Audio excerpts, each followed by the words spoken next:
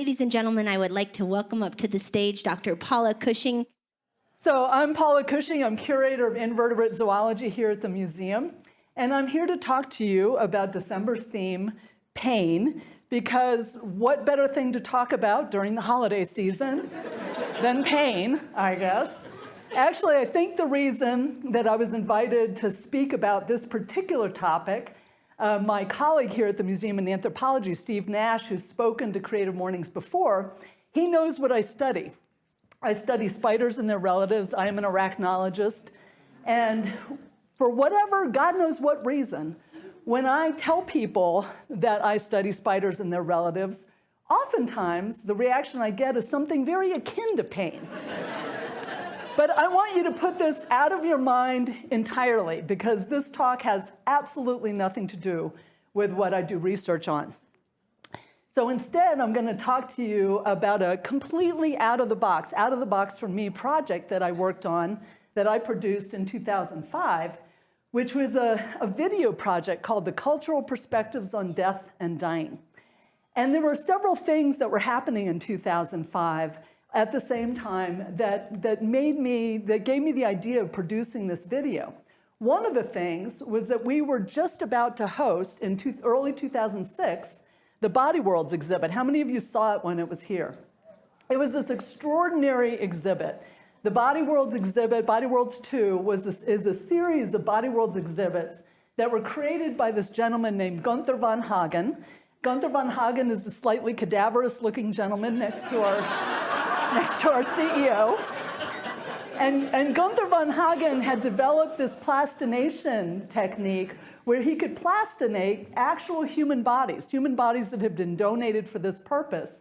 And this Body Worlds exhibit was a juxtaposition of an art exhibit and a science exhibit. He showcased the human body in all of its magnificence so that you could see the musculature, you could see our circulatory system. It was an incredibly powerful exhibit. But I knew that as a scientist, well, as just a human being, I knew that as people walked through this exhibit, they couldn't help but realize that what they were looking at were actual people who had died. And in fact, our security guards said that more often than not, they were called up to the exhibit to help someone who had passed out, and they had fainted. Now, it could have been because it was a blockbuster exhibit. It was super packed. It was hot in there. But I tend to think that happened probably because many people were overwhelmed. And they got to a point in the exhibit where they realized, oh my goodness, I'm looking at actual human bodies. And they were overwhelmed. It was a powerful exhibit. There was a display case that had a plastinated healthy lung and a plastinated lung of a person who died of emphysema from smoking. And our security guards also said that more often than not, when they went up to the exhibit to clear it every day, they would get to that display case and there were cigarette cartons on top, as if people got to that point and they were like, oh, hell no, I'm done. So I knew that as people walked through this exhibit, they would be thinking about mortality. The other thing that was happening in 2005 is I was facing the pain of loss in my own life. I was facing the death of my mother. My mom died in September of 2005. So I had her pending end of life, pending death on my mind. I also knew that as a society, we are crap at talking about death. We have developed all sorts of euphemisms to avoid saying someone has died. We will say instead they've passed away. We'll say they have lost their life. They are at rest. They've been called back to God. They've been called home. They've left this life. They've slipped away. I have to admit that I developed another euphemism because a few years ago we hosted an exhibit of live lizards and snakes here at the museum. It was a really popular exhibit, and one of the most popular displays was this huge constrictor. Don't ask me if it was a boa constrictor or a python. I'm an invertebrate zoologist. What do I know? And I don't remember her real name, but let's call this huge python or constrictor, whatever. Let's call this big constrictor Connie. But this huge snake was really popular with our visitors. Well, one day, our exhibits personnel went up there and realized that Connie the constrictor had died overnight. Don't worry, she died of natural causes. I think we actually did an autopsy. Don't ask me, I don't know how you do an autopsy on a snake, but our exhibits people couldn't leave this big dead snake on display, so they had to take it off display, but this was about an hour before we open. Now, our exhibit staff is usually very, very good at putting thoughtful signs on cases when we have to take something off display or off exhibit or an object or a specimen. But it was an hour before we opened. They didn't have time to do that, so they had to use a sign that was pre-prepared. And when these animals were taken off display to give them a bath, that's the sign they had. So they put a sign saying, pardon us, Connie's not here today because she's been taken off display to give her a bath, which made me, I just thought that was hilarious. Because all I could imagine is some kid saying to his mom, Ma, are we gonna go see Grandma this year? And the mother responding, no, Grandma's taking a bath. So I had these things on my mind. I had my mother's pending death, I had body worlds on my mind, and I knew as a society how bad a job we do facing mortality. And the other thing that was happening in 2005 is I was a member of an exhibits team called the Quick Response Team. And the Quick Response Team, the whole goal of the QRT, the Quick Response Team, was to get small exhibits out on the floor in a nimble fashion that might showcase some science topic in the news, or they might highlight a discovery by our own scientific staff, or they might be somehow linked to our traveling exhibits. So I went to the Quick Response Team with death on my mind and the pain of loss, and I suggested to them, wouldn't it be cool if we interviewed people from different religions, different cultures, different professions that surrounded the death industry, and we asked them how they dealt with mortality. Well, the Quick Response Team thought that was a great idea, so we produced that video. We interviewed a ton of people, and we asked all of them, how do you believe that your actions in life influence your death or afterlife? What do you believe happens to you after you die? How do you honor and remember the dead? What are your funerary or mourning rituals? Or how is your profession, for those in the funeral industry or the death industry, how has your profession influenced your own views on death and dying? And we managed to produce a 30-minute video called The Cultural Perspectives on Death and Dying. So what I'm going to do now is step aside, and I'm going to show you a 7-minute clip from this 30-minute video. I think most of our society lives in such a way that we believe we'll never die until we're really faced with something kind of catastrophic in our lives that makes us realize that that is the one thing that no one will ever be able to change, or at least that we can foresee in the near future, that death is inevitable. By talking about it and telling other people of what we believe in sometimes is much more, or should be much more desirable than not to talk about it. That's the law of karma, that you sow what you reap, basically. And people die, and I've seen it again and again since I attend dying people. People die pretty much the way they live. It's a joke among Buddhists that if you have a lot of car troubles, you beat your horse in some former lifetime. A lot of the old folks say that, I guess, what you do on this earth will affect your journey to the spirit world. And that's one of the reasons why they always say live with a good heart, treat your relatives respectfully, and try and lead a good life. We need to educate ourselves. We have to learn patience and long-term vision so that we can sometimes resist our short-term urges and desires, which in our belief are the source of most evil in this world. People do things to harm me, and so I do something to harm them. We react instead of having a long-range goal for making the world a better place. As a scientist, if you're buried, and one day you may become a fossil, and another anthropologist may actually be able to find you and be able to study it. In the Lakota belief, we believe that the individual makes a journey to the spirit world. And the spirit world is in the Star Nation with the Milky Way. God created us from the clay of this earth, from the dust of this earth, and breathe the Spirit into us.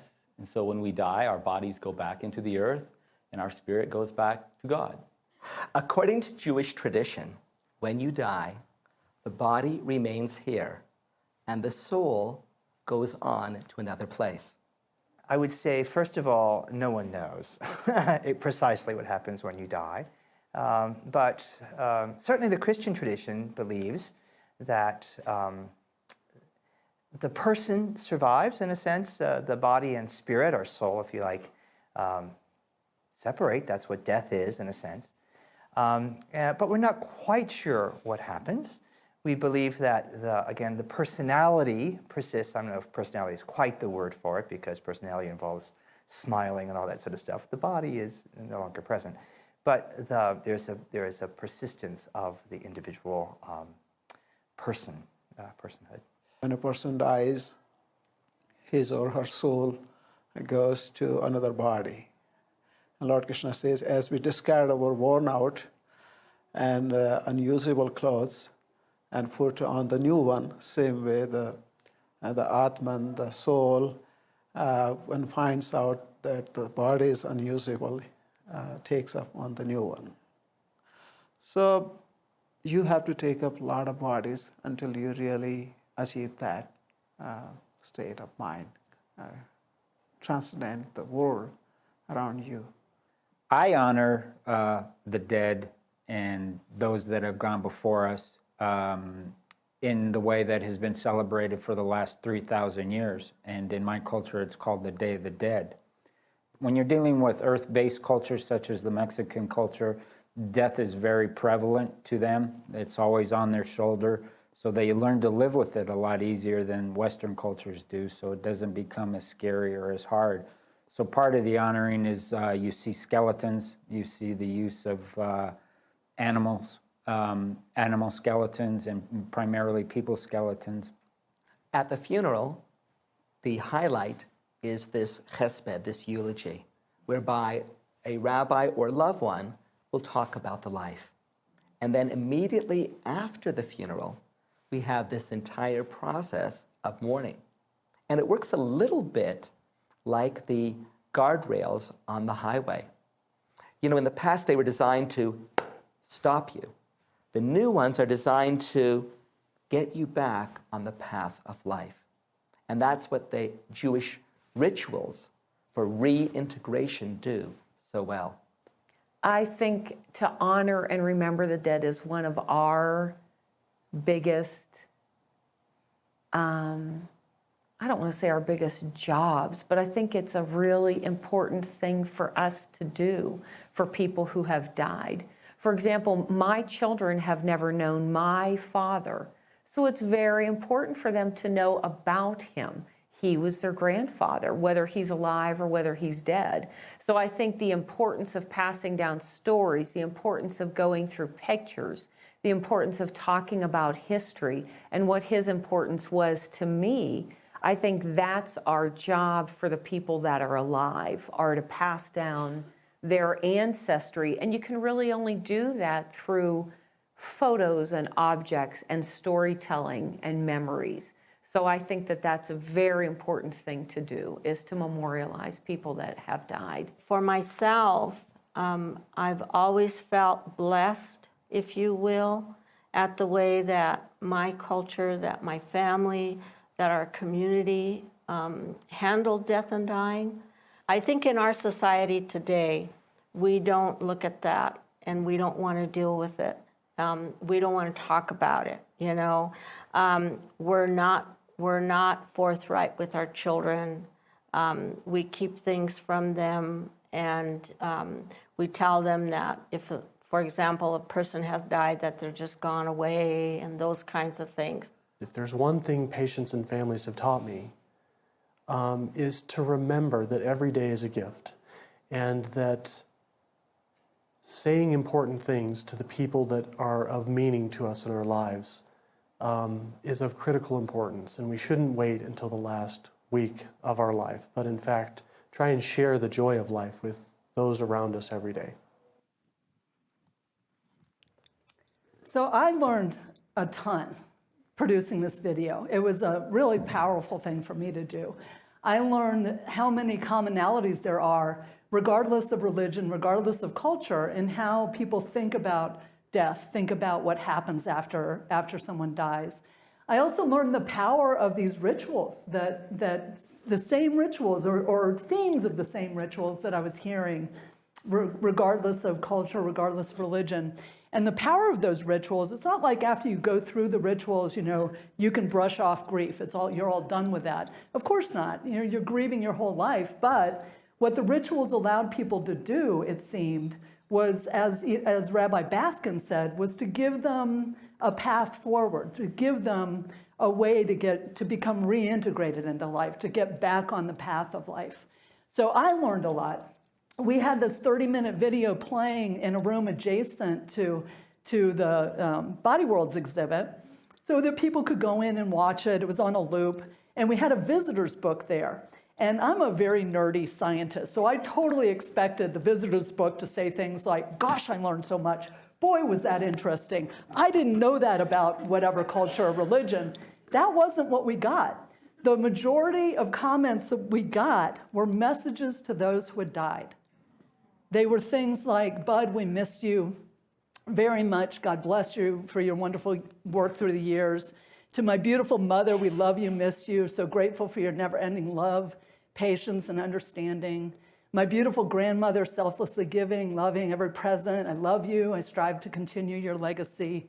To my Nana, I miss you very much. I hope you enjoy your time in heaven. For my beloved son, Derek, I miss you so much. Wish you were here. I believe you are in a better place. Watch over your mom and dad and the rest of your family. It was as if we gave people permission to face that pain, to face the pain of that loss in their own lives in a very, very direct way. And I found that just incredibly powerful, that we allowed people to do that. So I think I will end this with a few quotes from those that we interviewed. Rabbi Baskin said, "Nothing is more real and sobering than hearing that thud of the earth on the casket, but that helps people actually understand the reality of death."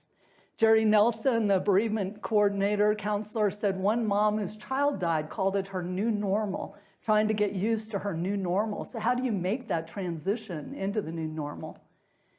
Dr. Charles Masiba, a biological anthropologist, said these burial rituals or funerary ceremonies, they're very important to a society because they're part of the fabric which keeps the society intact.